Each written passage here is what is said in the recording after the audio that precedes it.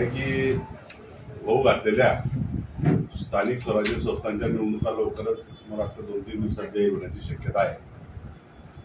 आधी नगरपालिका नगरपंचायती या निवडणुका महाराष्ट्रामध्ये पार पडतील। त्यामध्ये आपली पाचोरा नगरपालिका आणि भडगाव नगरपालिका प्रथमतः या निवडणुकी होण्याचे संकेत आहे। नंतर दुसऱ्या टप्प्यामध्ये जिल्हा परिषद आणि तिसऱ्या टप्प्यामध्ये महापालिका।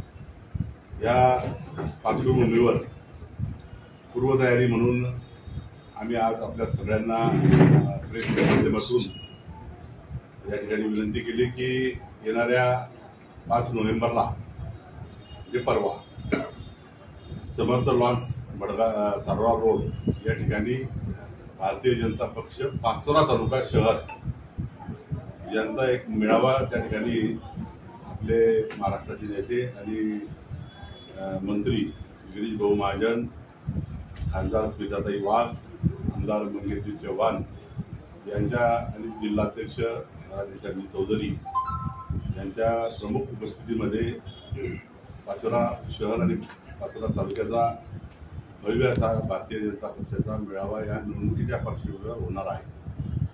त्यासाठी स्वतंत्र या तालुक्याचा होणार आहे। भडगाव तालुक्याचा मला वाटतं 7 तारखेला त्या ठिकाणी होणार आणि म्हणून आपल्या माध्यमातून आम्ही जाहीर आवाहन करतो की या मेळाव्याला कार्यकर्त्यांनी जनतेने मोठ्या संख्येने उपस्थित राहावं ही विनंती आम्ही या ठिकाणी करतो।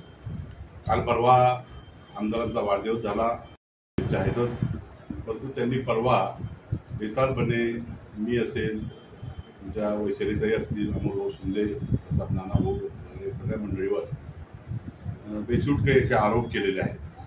त्या आरोपांना देखील उत्तर आम्ही 5 तारखेच्या मेळाव्यामध्येच त्या ठिकाणी देणार आहोत। वैयक्तिकरित्या हे आरोप करण्यात आलेले आहेत। वास्तविक नगरपालिकेची निवडणूक आता होऊ घातलेली आहे।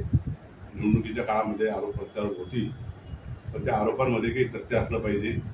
बेछूटपणे घोटाळे वेगवेगळे म्हणजे काही विषय नसताना काहींना अमोल भाऊंना किंवा प्रताप नाना भाऊंना मला काहीतरी जोडून एक मनोरंजन त्या मेळाव्यामध्ये करण्याचा प्रयत्न आमदारांनी त्या ठिकाणी केलेला आहे आणि म्हणून त्याचं उत्तर देखील सगळी नेते मंडळी आपल्या भाषणातून 5 तारखेला होणाऱ्या मेळाव्यामध्ये आम्ही त्यांना देऊ।